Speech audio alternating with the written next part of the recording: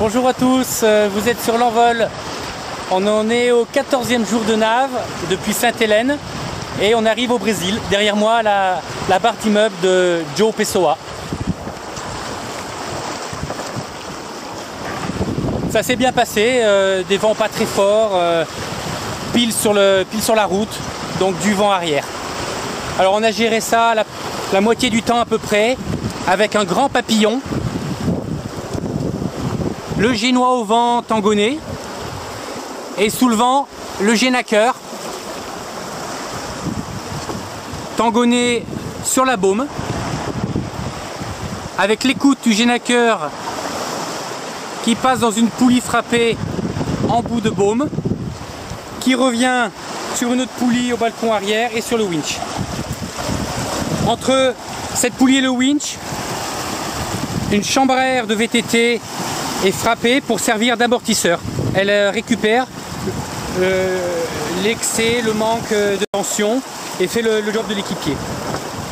Ça permet d'éviter les gros claquements de génaqueur qu'on peut avoir de temps en temps et qui ébranlent la mâture.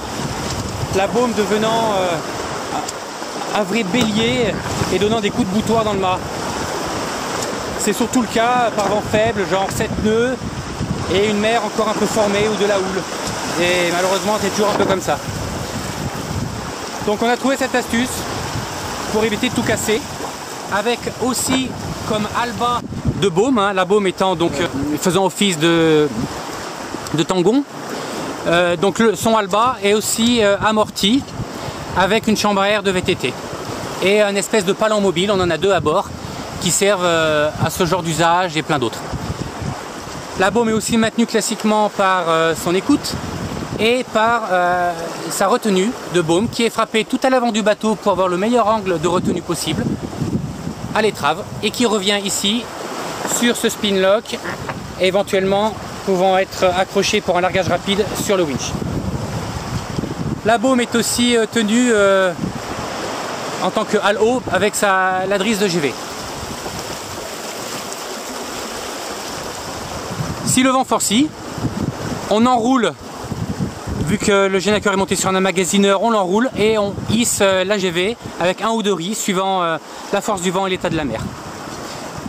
Plus l'état de la mer est formé, plus il faut prendre des ris pour éliminer quelques full batten qui vont se révulser, claquer, taper dans le haubanage. Et bien sûr, plus le vent est fort, idem. Voilà, on arrive, on va pouvoir se reposer. Hier, l'envol a croisé sa propre trace. Donc en quelque sorte, le tour du monde est bouclé. Reste à ramener le bateau à Concarneau. Ciao les gars!